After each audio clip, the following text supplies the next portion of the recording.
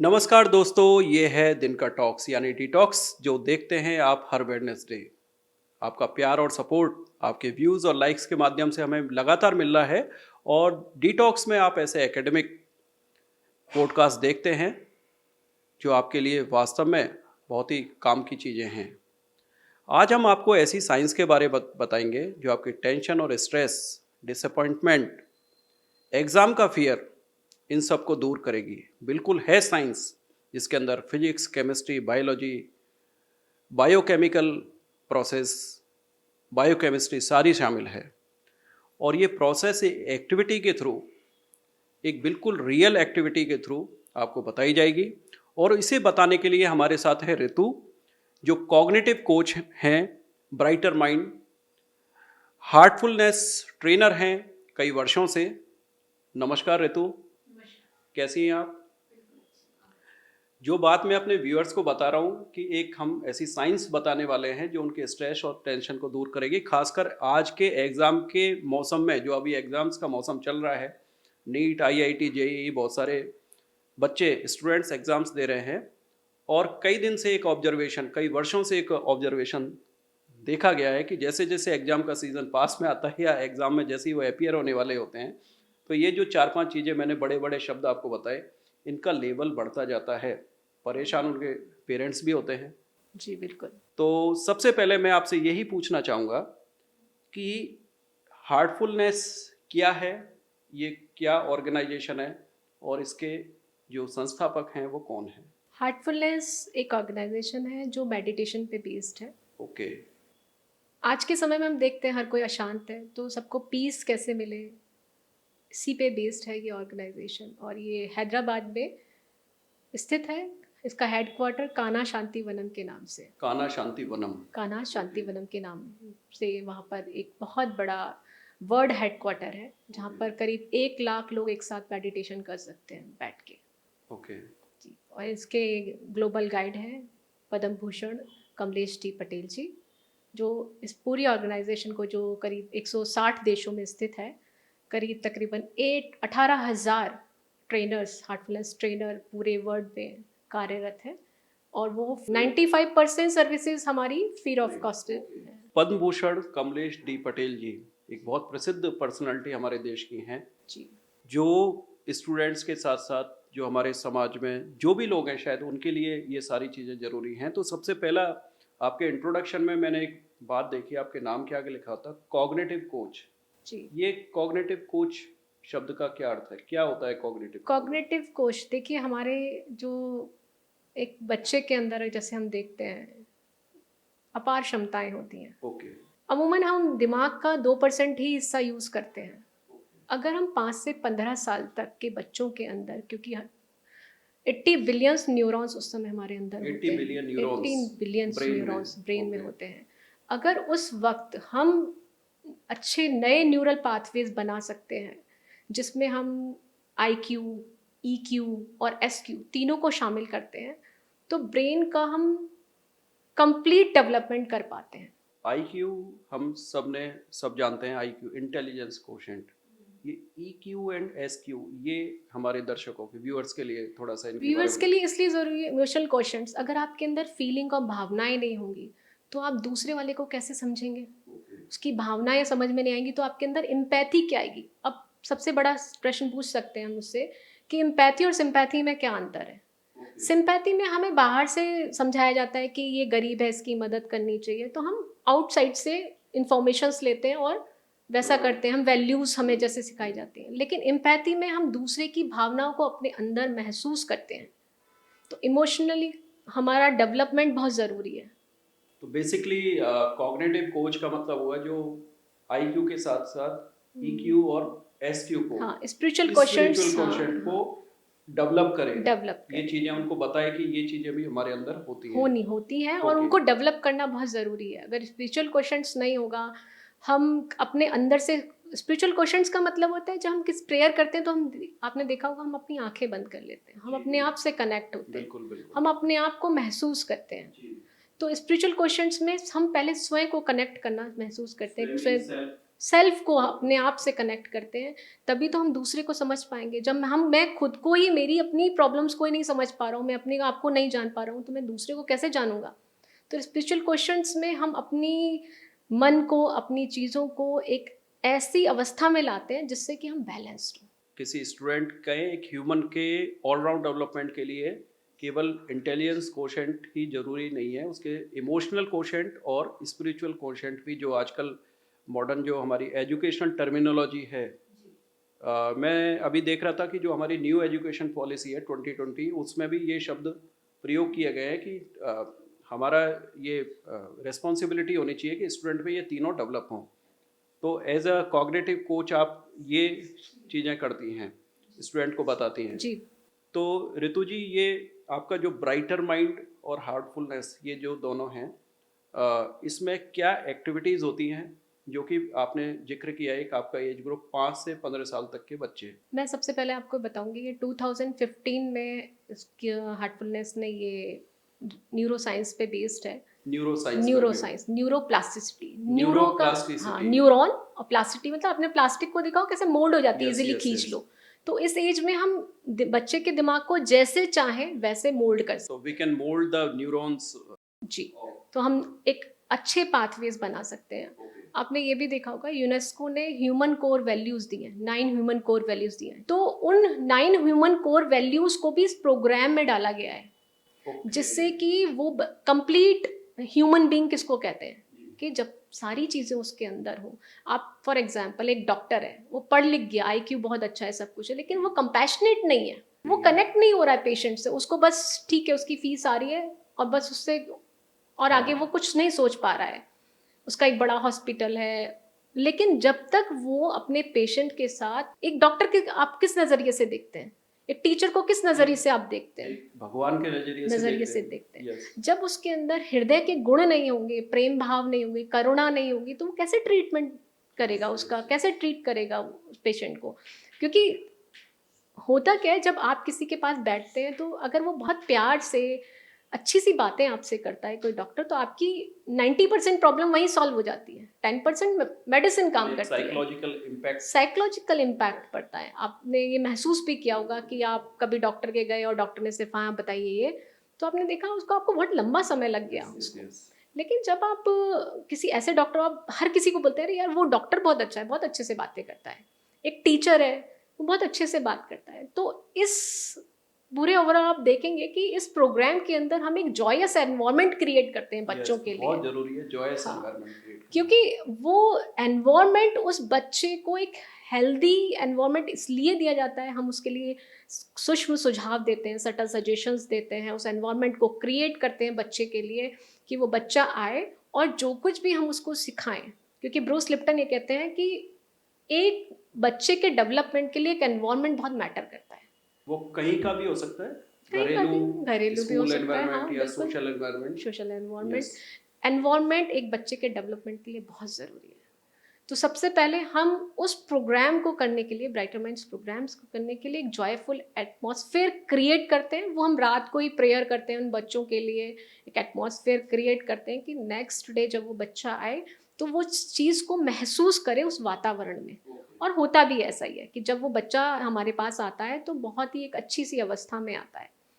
और उस प्रोग्राम को हम ऐसे, सबसे पहले हम प्रेयर करवाते हैं, तो वो सेल्फ से कनेक्ट होता है, और एक सर्कल में हम बैठाते हैं बच्चों को, कि वो लेना भी सीख रहा है एनर्जीज को, देना भी सीख रहा है, वो पॉजिटिविटी ले रहा है अपनी, और अपनी पॉजिटिविटी दूसरे को दे रहा है। हम फिजिक्स में कहते हैं exchange of energy, exchange of energies. तो वो जब हम एक सर्कल में बैठते हैं और उसको हम देते हैं, एनर्जीज देना सिखाते हैं, कि अपने हार्ट से उसमें स्प्रेड करो लव को। अच्छा, हाँ, तो वो जो अपने हार्ट से दूसरे से ले भी रहा है और किसी और को दे भी रहा है, तो लेना और देना नेचर का काम है, गिव एंड टेक रिलेशनशिप, वो बिल्डअप होती है। तो इसको हम स्पिरिचुअल क्वेश्चंस में भी डालते हैं कि देखिए किस तरीके से हम एक पॉजिटिविटी ले रहे हैं और दे रहे हैं। तो एनर्जी सर्कुलर मोशन में होती है हमेशा। एनर्जीज का काम है, वो हमेशा सर्कुलर में वर्क करती है। तो हम वहाँ बच्चों को, उनको पता नहीं है, लेकिन हम वो एक्टिविटी के थ्रू वो चीज़ उनके अंदर स्टैब्लिश करते जा रहे हैं, धीरे धीरे धीरे धीरे। अब हम जब नेक्स्ट में आए, मैं एक और टूल का आपके साथ जिक्र कर रही हूँ। आपके 2 हाथ हैं, जी। है ना? अब मैं आपको देखूंगी आपका ब्रेन कितना वर्क कर रहा है।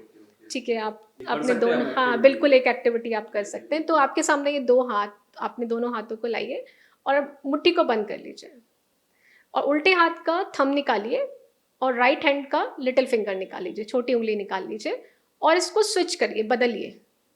क्या आप ऐसा कर पा रहे हैं दिनकर जी? थोड़ी दिक्कत आ रही होगी ना? वो इसलिए आती है क्योंकि जब हम 5 से 15 साल की एज में थे तो हमने अपने दोनों हैंड्स का यूज़ नहीं किया, क्योंकि हमारा मतलब हमें लेफ्ट। सिखाया जाता है खाना एक हाथ से खाइए, जी हाँ, लिखिए। बिल्कुल बिल्कुल ये मतलब एक माइक्रो फिजिकल एक्टिविटी है, बिल्कुल बिल्कुल मसल्स को ट्रेन करने के ट्रेन लिए। करने के लिए, यस। क्योंकि हमारा जो लेफ्ट ब्रेन है वो राइट बॉडी को कंट्रोल कर रहा है और राइट ब्रेन जो है हमारी लेफ्ट बॉडी को ब्रेन के कंट्रोल जो कर रहा है। दोनों हेमिस्फीयर्स हैं वो हेमिस्फीयर्स हैं, हमारे अलग अलग अलग अलग है। तो हम जब पूरा उसका यूटिलाइज करना सीख जाते हैं तो हम देखेंगे कि हमारे अंदर बहुत सारी, हम फ्लेक्सिबल हो जाते हैं, हम रिजिड नहीं होते किसी चीज़ के लिए। फॉर एग्जांपल मैं बताऊं कि जैसे हम बड़े हो जाते हैं तो हमें क्या आदत हो जाती है, हम लेफ्ट साइड ही सोएंगे। कोई आपसे कह दे ना सीधी राइट साइड सो जाओ तो हमें बड़ा जोर आता है, हम इतने फिक्स्ड माइंडसेट के हो जाते हैं। तो माइंड का फ्लेक्सिबल होना बहुत ज़रूरी है। आदतें स्टेबल हो जाती हैं एक हाँ, सर्टेन एज के बाद। तो मेंटल डिजीज होने के बहुत सारे चांसेस रहते हैं, है ना? तो ये एक सबसे बड़ा प्रॉब्लम हम देखते हैं कि हमारे जब जैसे जैसे हमारा एज बढ़ता है हमारा माइंडसेट इतना ज़्यादा फिक्स हो जाता है, हमारे न्यूरल पाथवेज इतने फिक्स्ड ब्लॉक्ड हो जाते हैं कि वो बदलाव चाहते ही नहीं है। और नेचर में आप देखिए सुबह मौसम कैसा है और शाम को कैसा है, तो अगर हम नेचर के साथ ट्यून होना चाहते हैं, बदलना चाहते हैं, तो हमें ऐसी ही चीज़ें अपने अंदर डेवलप करनी पड़ेंगी इट कि is just like tuning, fine tuning with nature. Tune with nature होना पड़ेगा। तो हमें ब्रेन हमारी इसमें बहुत हेल्प करता है इस एज में। तो बच्चों को ऐसी कौन सी एक्टिविटी आप ये कराती जैसे हैं? मैंने एक आपको तो बताया अभी जी कि जी, हम प्रेयर करवाते हैं, ब्रेन एक्सरसाइजेस करवाते हैं हम, और आई बॉल एक्सरसाइजेस करवाते आई बॉल हैं। एक्सरसाइज। यूनेस्को की जो कोर वैल्यूज़ हैं वो हमने इसमें डाली हुई हैं। क्या है वो core उसमें कुछ values? मोटिवेशनल चीज़ें होती हैं जो हम बच्चों को बताते हैं कि आप अगर ये सब चीज़ें जो स्वामी विवेकानंद हैं वो क्यों इनर स्ट्रेंथ पे आपको कह रहे हैं कि जो पावर है वो सारी आपके अंदर है। All power with in you. हाँ, विद इन यू क्यों कहते हैं? क्योंकि आपके अंदर है वो चीज़, आप उसको पहचानिए कि सारी पावर्स आपके अंदर है, तो यू कैन डू एनीथिंग। आप दुनिया की हर अच्छी चीज़ कर सकते हैं। तो वो कॉन्फिडेंस वहाँ से बिल्डअप होता है।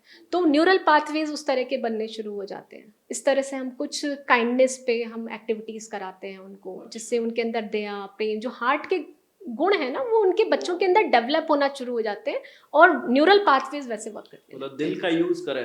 बिल्कुल, दिल का एक्चुअली दिल का भी कह सकते हैं, ये कह सकते हैं कि हम ब्रेन और हार्ट को अलाइन करते हैं कि दोनों एक बैलेंस स्टेट में आए। तो ऐसा कुछ ब्राइटर माइंड्स की तरफ से लिटरेचर भी डेवलप किया गया है कि जैसे स्टूडेंट आपके पास आते हैं तो क्या आप उनको कुछ लिटरेचर भी देते हैं या कुछ पढ़ने को देते हैं, ऐसा जी, कुछ हम है? उनको कोशिश करते हैं कि वो रीडिंग हैबिट डेवलप करें अपने अंदर, और जो हम सिखा रहे हैं उनको वो कंटिन्यूअस प्रैक्टिस करते रहें।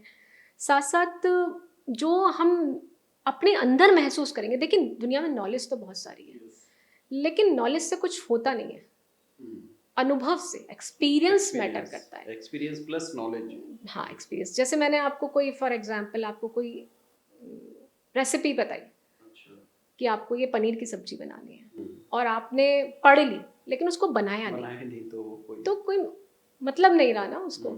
ऐसे हम उनको अनुभव कराते हैं, अपने अंदर वो महसूस करते हैं चीज़ों को। अब जैसे काइंडनेस है, जब तक वो अंदर से महसूस नहीं करेगा तो बाहर से आप कितनी किताबें उसको पढ़ाएंगे, कितना दूर तक ले जा सकते हैं आप उसको? बहुत ज़्यादा दूर नहीं ले जा सकते। जब वो अपने अंदर से सेल्फ डिसिप्लिन होने लगता है ना, सुनने ज़्यादा लगता है, समझने ज़्यादा लगता है, उसका समझ का स्तर बढ़ जाता है ना? तो जैसे जैसे उसका समझ का स्तर बढ़ता जाता है वैसे वैसे उसका डेवलपमेंट शुरू हो जाता है। जैसे मैंने पढ़ा है कि कोई भी हम कोई हमारे ब्रेन को कोई स्टिमुलस मिला है तो न्यूरॉन्स सीक्रेट करते हैं न्यूरोट्रांसमिटर्स। तो क्या ऐसा भी कोई कॉन्सेप्ट है, कुछ वेव्स या ट्रांसमीटर्स? होता क्या है कि जब हम सारे टूल्स और टेक्निक्स कराते हैं तो लास्ट में हम सबको इस्टेब्लिश करने के लिए अल्फा म्यूजिक चलाते हैं। इसलिए इस कोर्स का अल्फा नाम म्यूजिक। अल्फा म्यूजिक, इस कोर्स का नाम है brighter minds alpha. Brighter mind alpha. हाँ, ब्राइटर माइंड्स अल्फा। क्या है अल्फा? अल्फा एक ब्रेन वेव्स होती हैं हमारे अंदर। जब हम उस स्टेट में होते हैं तो हम मेडिटेटिव स्टेट में होते हैं, तो हमसे सबसे ज़्यादा ग्रेस्पिंग मोड में होते हैं, रिसीविंग मोड में होते हैं। ज़्यादा से ज़्यादा हम चीज़ों को समझ पाते हैं, अंडरस्टैंड कर पाते हैं।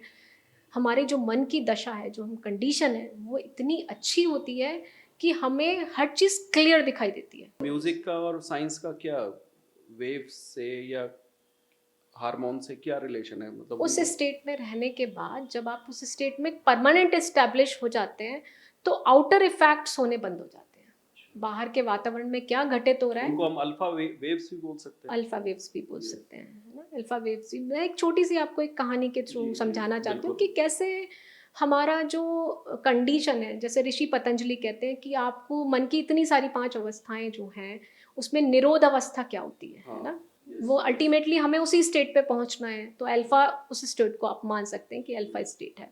एक गुरुकुल की बात है। पुराने समय में हम देखते हैं कि गुरु और शिष्य की परंपरा थी, तो सभी बच्चे गुरुकुल में जाके पढ़ते हैं। तो गुरुकुल में कुछ 10-15 बच्चे पढ़ते थे। उसमें एक शिष्य था जो बहुत धनुष विद्या सिखाते थे, गुरु आर्चरी सिखाते थे। तो उसमें एक बच्चा होता है, वो बहुत अच्छी आर्चरी करता है, मतलब इतनी अच्छी कि बाकी के कंपैरेटिवली उसका सबसे बेस्ट रहता है। होता भी यही है, जैसे क्लास में हम किसी एक बच्चे को बहुत अच्छा करता है तो अप्रिशिएट ज़्यादा करने लगते हैं। तो क्योंकि उस समय क्या होता था कि जो गुरु होते थे वो ओवरऑल डेवलपमेंट देखते थे बच्चों का, कि आईक्यू भी डेवलप हो, ईक्यू भी हो और एसक्यू भी हो। तो वो समझ गए कि भाई अब इसके अंदर वो ईगो डेवलप होनी शुरू हो गई है, मन की अवस्था जो है होशियार समझना अपने आप को। तो वो समझ गए कि ना ये अब इसको ट्रैक चेंज करना पड़ेगा। तो वो बहुत उस बच्चे के आगे जो शिष्य था उसके पास जाते हैं कि बेटा शाबाशी देते हैं, उसको अप्रिशिएट करते हैं, आपने बहुत अच्छा कर लिया है, अब चलो हम कंडीशन चेंज करते हैं, जगह चेंज करते हैं, अब आपका नेक्स्ट लेवल का हम एग्जाम लेते हैं। वो जाते हैं, एक ऐसी जगह पे लेके जाते हैं जहाँ हिल्स होती हैं, 2 हिल्स, अच्छा। और बीच में बहुत गहरी खाई है। उन दोनों हिल्स के बीच में ट्रंक है, पेड़ का तना है जो उन दोनों को कनेक्ट कर रहा है, हिल्स को। तो कहते हैं बेटा आपको यहाँ पर खड़ा होना है और उस पेड़ पे आपको निशाना लगाना है। वो इतना अच्छा धनुष्तर था कि जो पहली वाली जगह थी कि वो जो टारगेट था, ट्री के ऊपर जब टारगेट किया जाता था एग्जैक्ट वहीं पे मारता था, और दूसरा जब तीर चलाता था तो उस तीर को स्प्लिट कर देता था। इतना ज़बरदस्त वो एक्साइटेड था कि चलो नेक्स्ट टास्क मुझे मिलने वाला है, मैं तो क्वालिफाई कर ही लूँगा, इसलिए कोई मेरे लिए कोई बहुत मुश्किल काम तो है नहीं। वो जैसे ही आगे चलना शुरू करता है और देखता है गहरी खाई है, और जैसे ही वो खाई में देखता है कि अगर मैंने हल्का सा भी मेरा पैर मूव किया मैं नीचे जाऊंगा, और तुरंत उसको एंग्जाइटी शुरू होती है, फियर शुरू होता है। जैसे अमूमन आप एग्जाम में देखते हो बच्चों को क्या होता है, घर में और कोचिंग में बहुत अच्छा परफॉर्म कर रहे हैं और एग्जामिनेशन हॉल देखा उन्होंने और उनकी मन की दशा बिगड़ गई, मन खराब होना शुरू हो जाता है, बहुत सारी उनकी हार्मोन्स चेंज होने शुरू हो जाते हैं, अजीब अजीब से रिएक्शंस होने शुरू हो जाते हैं बॉडी में, कान गर्म हो जाएंगे, वॉमिटिंग शुरू हो जाएगी, इस तरह की कंडीशन है ना। और कई बार हॉस्पिटलाइज्ड भी करना पड़ता है। तो उसने अपने गुरु के पैरों में पड़ गया उस वक्त, क्योंकि उसको तुरंत फियर स्टेट में और एंग्जाइटी स्टेट में चला गया। गुरु को तो यही समझाना था उसको प्रैक्टिकली कि वो अंदर से समझे, अगर मैं उसको बता के करता तो शायद उसको समझ में नहीं आती बात। मेंटली प्रिपेयर भी उसको करना था, तो वो आता है तो फिर वो उसको बोलते हैं कि ऐसा क्यों हुआ, तुम तो बहुत अच्छे आर्चर हो, तुम अच्छी आर्चरी करते हो, तुम क्यों नहीं कर पाए ऐसा। तो बोलता गुरुजी आपने तो देखा मैं तो फियर स्टेट में चला गया। तो बोलते हैं जब तक तुम अपने मन को नहीं साधोगे, मन का साधना बहुत जरूरी है, मन को ये साधना। बहुत वैसे बात बता रही है, काफी कठिन है अगर इसका एक फिलोसॉफिकल एंगल अगर देखें। हाँ जी बिल्कुल, लेकिन ये मुश्किल नहीं है, हम बड़े भी कर सकते हैं इसको, लेकिन थोड़ी प्रैक्टिस करनी पड़ती है इसके लिए। तो जब लेकिन बच्चों में ही आसानी से हो जाता है, क्योंकि ब्राइटर माइंड्स कोर्स इसी पे बेस्ड है कि मन को साधे हम बच्चे के अल्फा स्टेट में लेके जाएं, और धीरे धीरे हम उसको आदत डालते हैं, क्योंकि लाइफ टाइम में आपको पता है न्यूरल पाथवेज जब बन जाते हैं तो ज़िंदगी भर रहते हैं। गिफ्ट फॉर लाइफ टाइम है ये। ऐसा नहीं है कि आज आपने बना दी, कोई साइकिल आपने आज चलानी सीखी तो क्या आप बाद में नहीं चला पाएंगे। आपके पास कुछ ऐसे ऑडियोज या वीडियोज हैं अल्फा म्यूजिक? हाँ जी बिल्कुल, हमारे पास अल्फा म्यूजिक होता है जिसको हम बच्चों को सुनाते हैं। कुछ एक्टिविटीज़ भी हैं, वो आप दिखाना चाहें तो दिखा भी सकते हैं हाँ इस पे। बिल्कुल, हमारे दर्शकों को हम अपने स्क्रीन पे दिखाएंगे वीडियोस के माध्यम से और पिक्चर्स के माध्यम से। और क्या एक्टिविटीज़ इसके बाद रहती है म्यूज़िक के बाद? म्यूज़िक के बाद हम उनको वीकली कुछ एक्टिविटीज़ देते हैं। जैसे हमने किसी टॉपिक पे बात की, हमने प्लांट्स के बारे में बताया, तो हम उनको बोलते हैं कि भाई इस वीक आप ना प्लांट्स के साथ बैठेंगे, पेड़ों के साथ बैठेंगे, उनसे कनेक्शन बिल्डअप करेंगे। पेड़ों के साथ बैठेंगे? बैठेंगे, अपने हार्ट से उनके हार्ट में लव स्प्रेड करेंगे, कनेक्शन बिल्डअप करेंगे, रोज उनको पानी देंगे, है ना, इस तरह की। फिर उससे नेक्स्ट वीक हम एनिमल्स पे आते हैं कि एनिमल्स के साथ आपको कैसे, जैसे आपने देखा होगा बचपन में आपकी मदर कहती थी ना, जाके रोटी दे दो गाय को, कुत्ते को रोटी खिला क्योंकि दो। हमारे कल्चर में ये चीज़ें हैं, चीज़ें चींटियों को हैं, दाना डालिए। चिड़ियों को दाना, हाँ, वो कनेक्शन बेसिकली हम नेचर से कनेक्ट। नेचर से, दे ऑल आर और द पार्ट ऑफ आवर हाँ नेचर। नेचर, तो जब तक हम उनसे उनके लिए कुछ करेंगे नहीं, तब तक वो भी हमें क्यों दे कुछ देंगे। जब तक हम उनके साथ अपना कनेक्शन बिल्डअप नहीं करेंगे तो नेचर भी हमें कुछ नहीं देगी। तो हम वहाँ एक एनिमल्स के साथ, नेचर के साथ कनेक्ट होना सीखते हैं। ऐसे ही हम पेड़ों के साथ कनेक्ट होना सीखते हैं। छोटी छोटी हम एक्टिविटीज़ उस वीक में देते रहते हैं कि आपको ये करनी है, जिससे उनके अंदर एम्पैथी और डेवलप हो, फोकस बढ़े उनका दूसरी चीज़ों के प्रति। जितना वो अंदर जाएंगे, जितना वो अंदर से चीज़ों को समझेंगे, वो फ्रिक्वेंसी पकड़ना सीखेंगे। कहते हैं ना, किसी बच्चे का आपने देखा होगा, जब हम बात करते हैं यार वो बड़ा समझदार सा है, वो बड़ी अच्छी बातें करते हाँ, हैं, हाँ। तो कैसे पता लगाते हैं हम? या तो कंपैरिजन करते हैं दो लोगों का, या उसको वॉच करते हैं सोशल एनवायरनमेंट में या घर में कैसा बिहेवियर करता है वो। कई बार देखा होगा कुछ बच्चे बड़े अलाइन होते हैं, मतलब बहुत डिसिप्लिन सेल्फी होते हैं, उनको कोई बताता नहीं है, हाँ, थोड़ा ठहराव जिनमें। ठहराव होता है, हम देखते ही समझ में आ जाता है। आज हम देखते हैं कि बच्चों के अंदर कितनी सारी प्रॉब्लम्स हम देखते हैं। टेम्पटेशन कितना बढ़ गया, चाहिए तो चाहिए ही वो चीज़, यस यस। है ना, फोकस गड़बड़ है। अभी आप उनको बोल दीजिए कि कहते हैं टीवी देख लो, पैसिव कोई काम दे दो, तो वो तुरंत कर देंगे, हाँ, है ना, कंफर्टेबल। कंफर्टेबल होते हैं। जैसे ही आपने कोई फोकस से रिलेटेड एक्टिविटी दे दी, वो डिस्टर्ब हो जाते हैं, बिल्कुल, बहुत जरूरी है बात ना। आपने तो छोटी बताई। छोटी एक्टिविटीज इसलिए कि उनका फोकस डेवलप हो, क्योंकि हमारा ब्रेन क्या कर रहा है, दो ही चीज़ें लेता है, या तो वो नेगेटिव चीज़ लेगा या पॉजिटिव चीज़ लेगा। पॉजिटिव चीज़ के लिए आपको एक्टिविटीज़ करानी पड़ेंगी बच्चों को। और पेरेंट को देखिए, आपका बच्चा है, पेरेंट तो किसी और की रिस्पॉन्सिबिलिटी नहीं है, वो पेरेंट की रिस्पॉन्सिबिलिटी है। इसके लिए जो ग्लोबल गाइड हैं कमलेश डी पटेल जी, उन्होंने एक विजडम ब्रिज करके बुक भी लिखी है, अमेजोन पे बेस्ट सेलर का अवार्ड है उस पर। और पेरेंट्स चाहें तो उस बुक को पढ़ें, उसमें एक्टिविटीज़ बहुत अच्छी दी हुई हैं, 9 वैल्यूज़ पे बेस्ड है वो। पेरेंट बहुत अच्छी, मतलब पेरेंट्स कैसे अपने बच्चों को हैंडल करना सीखें। ओके, ये भी बहुत इंपॉर्टेंट टास्क है, पेरेंटिंग और हैंडलिंग आज के टाइम में, क्योंकि बच्चे क्या है, शेयरिंग हैबिट्स ख़त्म हो गई उनकी, फोकस नहीं रहा, बस चाहिए हर चीज़ को, अवेलेबल है, हर चीज़ इजीली अवेलेबल है। तो इतनी सारी, मतलब गुस्सा आना, चीज़ों को फेंकना, सुनना नहीं, लिसनिंग स्किल गायब है एकदम। तो हम देखते हैं कितनी लॉट्स ऑफ प्रॉब्लम्स हम बच्चों के अंदर देख रहे हैं। इसका कारण क्या है कि हम उसको पैसिव चीज़ें दे रहे हैं। टीवी क्या कर रहा है, अब टीवी और मोबाइल क्या क्या है आज के टाइम में, कितना बड़ा प्रॉब्लम क्रिएट कर रहा है। टीवी और मोबाइल जरूरी तो है, लेकिन उसका कंट्रोल और वो उसका पर्पज अगर क्लियर कर दिया जाए तब ये शायद। नहीं, अगर आप बच्चे को कहते हैं कि टीवी देखिए, मैं ये नहीं कह रही कि मत कहिए, थोड़ी बहुत अगर कुछ अच्छा हम दे सकते तो आप बैठिए बच्चे के साथ, साथ में बैठे। साथ में बैठिए और उससे क्वेश्चन करिए कि ये जो चीज़ चल रही है, ये इससे क्या सीख रहे हो आप बेटा, अच्छा इसने ऐसा क्यों किया, है ना। तो उस पर आप क्वेश्चंस करो उसके, जिससे उसका ब्रेन वर्क करे। ब्रेन अभी ब्रेन वर्क ही नहीं कर रहा है उसका। अब आप बच्चे को मोबाइल दे दिया, गूगल उसने खोल लिया, अब उस बच्चे को कैसे पता चल रहा है कि सही क्या है गलत क्या है। एक बहुत ही इम्पोर्टेंट और टफ क्वेश्चन है ये। बिल्कुल जी। और आज आजकल जो मदर आप देखते हैं, खाना खाते समय मोबाइल दे देती हैं, कितना बड़ा प्रॉब्लम है। तो वो जो फूड उसके अंदर जा रहा है, वो कैसी एनर्जी ले रहा है, उसको पता ही नहीं है मैं क्या खा रहा हूँ। आप और हम या हम बहुत सारे परिवार में आज भी देखते हैं, ऐसा नहीं है कि पूरी तरह से ख़त्म हो गई है। प्रेयर करते हैं, फिर Prayer। खाना खाते हैं। हाँ, ऐसा क्यों करते हैं?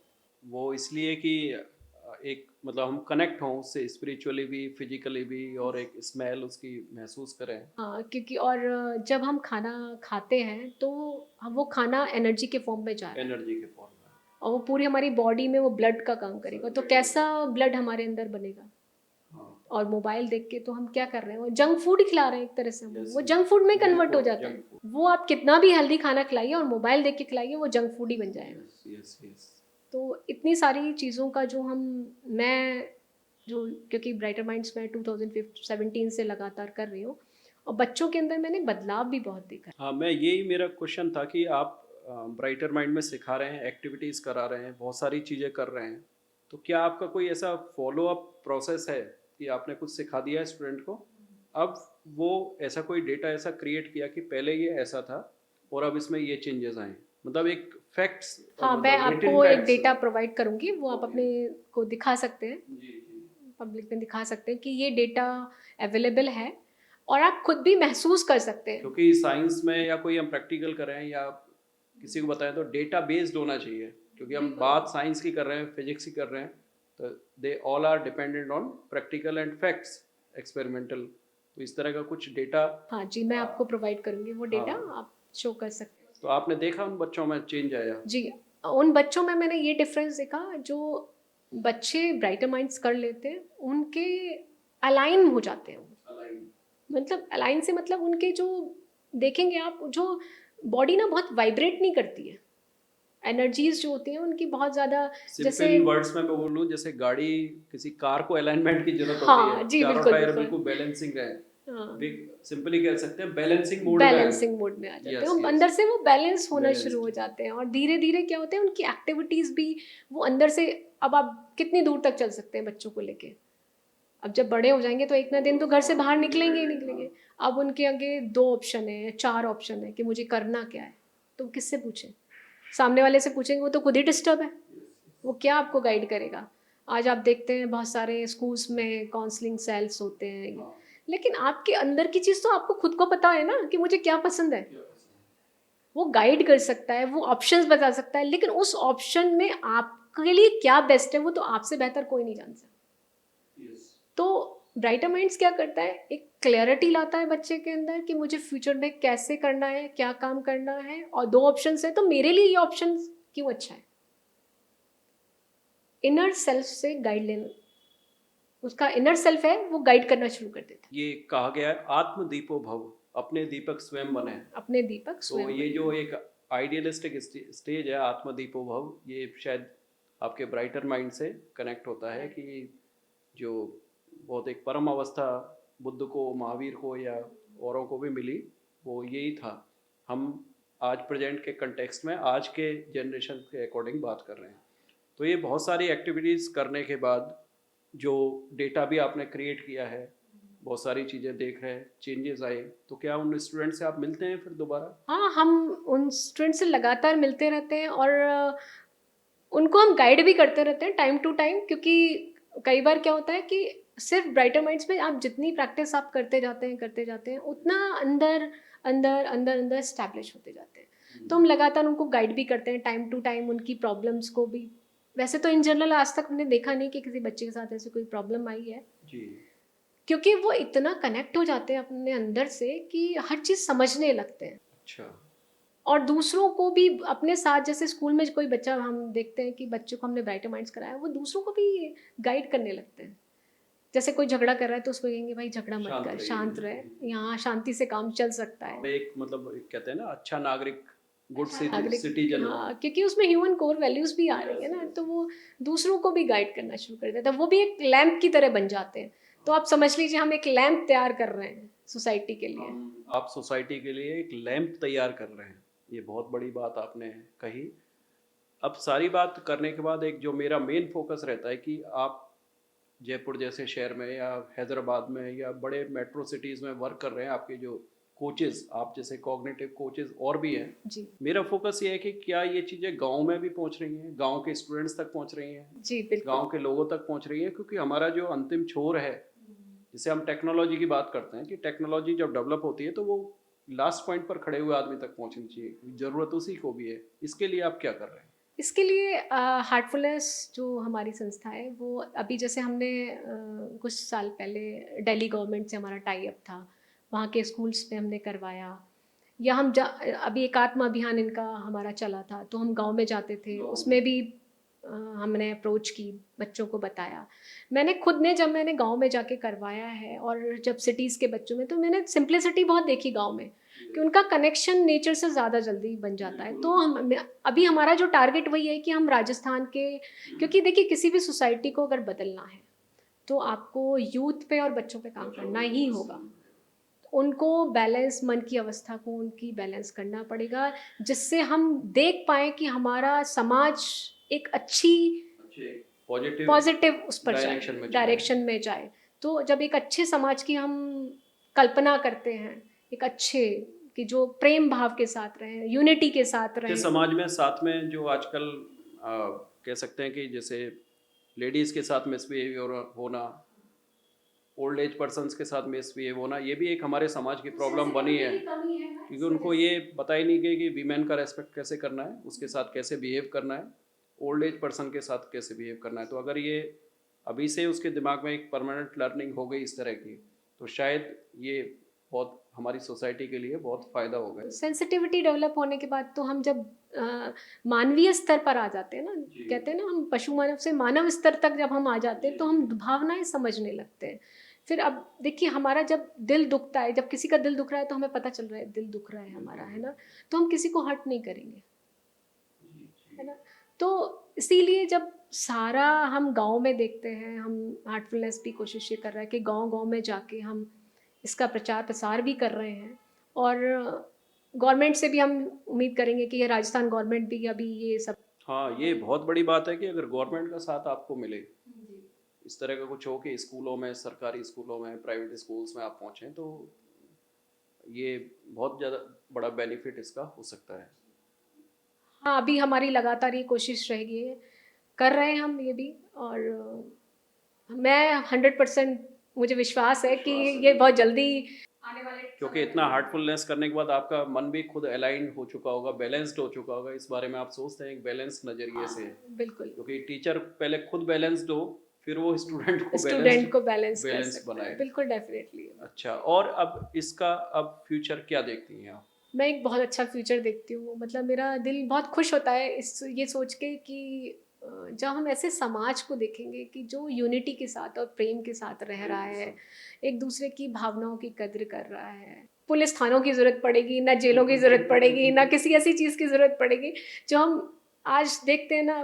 मंजिल तो दूर है लेकिन आप कर रहे हैं प्रयास। हाँ, प्रयास हमारा लगातार जारी है। बिल्कुल। तो हार्टफुलनेस, ब्राइटर माइंड, ये सारी जो कोशिशें कर रही हैं, ऋतु जी कर रही हैं, और इनके साथ के बहुत सारे कॉग्निटिव कोच कर रहे हैं बच्चों के मन और बुद्धि के विकास के लिए, development, cognitive development, emotional development, psychomotor development. तो दोस्तों, आपने देखा, बहुत सारे स्टूडेंट भी देख रहे हैं, उनको मैं कहना चाहूँगा कि आप ब्राइटर माइंड से जुड़िए। कहाँ पे आप इनसे कांटेक्ट कर सकते हैं वो मैं लिंक आपको शेयर कर दूंगा मैसेज बॉक्स में। तो अभी आपने देखा कि ऋतु जी के साथ हमने बहुत अच्छी और एक पॉजिटिव चर्चा की हार्टफुलनेस, ब्राइटर माइंड पर। इनकी जो टेक्निक्स हैं वो भी आपके साथ शेयर कर दी जाएंगी, और जो ऐसा लगता है कि समाज के छोटे से छोटे आदमी से लेके और बहुत बड़े लेवल तक के आदमी के लिए, क्योंकि आपने जिस एज ग्रुप का मेंशन किया 5 से 15, मेरे को लगता है कि ये तो सबके लिए ही सभी के लिए जरूरी है। बिल्कुल, बैलेंस माइंड, बैलेंस स्टेट में रहना सारी मानव जाति के लिए ज़रूरी है। सारी मानव जाति, यस, बिल्कुल बिल्कुल। तो आपने ये देखा, और ऋतु जी, थैंक यू वेरी मच। बहुत बहुत और धन्यवाद आप आपका। हमारे दर्शकों को और कुछ कहना चाहें तो बता सकते जी, हैं। बस हार्टफुलनेस जो हमारी संस्था है ये फ्री ऑफ कॉस्ट है। आप heartfulness.org पे जाके संपर्क कर सकते हैं, ऐप डाउनलोड कर सकते हैं और मेडिटेशन कर सकते हैं। उसके 3 स्टेप्स हैं, उसको देख सकते हैं और अपने मन को शांत कर सकते हैं। उससे आगे हम हमारे जो ट्रेनर्स हैं, तकरीबन 18,000 ट्रेनर्स हैं पूरे 160 देशों में, उनसे कांटेक्ट कर सकते हैं। उनसे कांटेक्ट कर सकते हैं। तो व्यूअर्स, आपने देखा आज एक बहुत पॉजिटिव पॉडकास्ट आज के दिन हमने शूट किया, बताया कि कैसे हम अपने मेंटल लेवल को अपने बढ़ा सकते हैं, स्ट्रेस लेवल को कम कर सकते हैं, टेंशन्स को कम कर सकते हैं। ये एक पूरी साइंस है। तो साइंस कैसे स्ट्रेस को दूर कर सकती है वो आज आपने डिटॉक्स में देखा। सबको थैंक यू वेरी मच। आप लगातार हमारे वीडियोस को देखते हैं और मुझे लगता है कि इसके वेडनेसडे को इस पॉडकास्ट के जाने के बाद आप इसको बड़े ध्यान से देखेंगे, इस चैनल को लाइक करेंगे, सब्सक्राइब करेंगे।